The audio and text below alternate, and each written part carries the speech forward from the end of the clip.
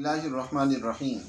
अज़ीज़ दोस्तों, जो ही गर्मियों का आगाज़ होता है और फिर ख़ास तौर पर आज कल कुछ अरसे से रमज़ान मुबारक भी गर्मियों में आता है, तो यकीनन एक चीज़ जो सबसे ज़्यादा मुसलमान को परेशान करती है वो है प्यास का लगना।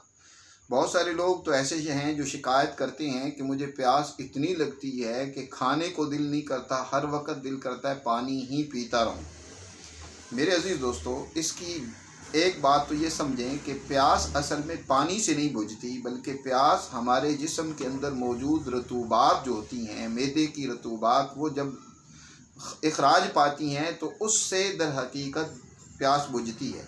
अलबत्ता उस प्यास को बुझाने के लिए या उन रतूबात को बढ़ाने के लिए हमें पानी इस्तेमाल करना पड़ता है।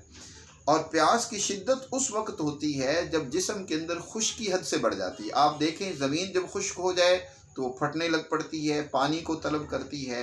तो जब इंसान के अंदर मिजाज खुश्क सर्द हो जाए, खुश्की बढ़ जाए, तो उसके नतीजे में उसकी ज़मीन यानी बदन वो भी पानी तलब करता है और उसकी प्यास बुझने का नाम नहीं लेती। इसके लिए ज़रूरत ये होती है कि आप जिस्म के अंदर रतूबात को बढ़ाने वाली ग़िज़ाएँ जो इंतहाई लतीफ़ हों, जल्द हज़म होने वाली हों, वो इस्तेमाल करें।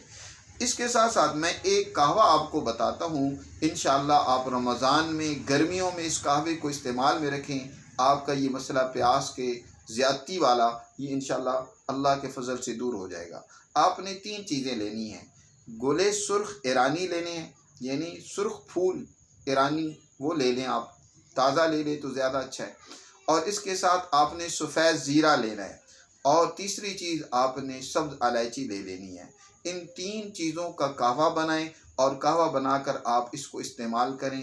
इंशाअल्लाह अल्लाह के फ़ज़ल से आपकी प्यास नज़र नहीं आएगी। रमज़ान में भी लाज़िमन सुबह शाम इस कहवे को इस्तेमाल करें। चाय की जगह पर ये कहवा ही अगर आप एक एक गिलास इस्तेमाल कर लें तो इंशाअल्लाह दिन को आप रोज़े की प्यास की वजह से रोज़े के अंदर आप परेशान नहीं होंगे। दुआओं में याद रखें अपने दोस्त हकीम उस्मान गनी को। बहुत शुक्रिया।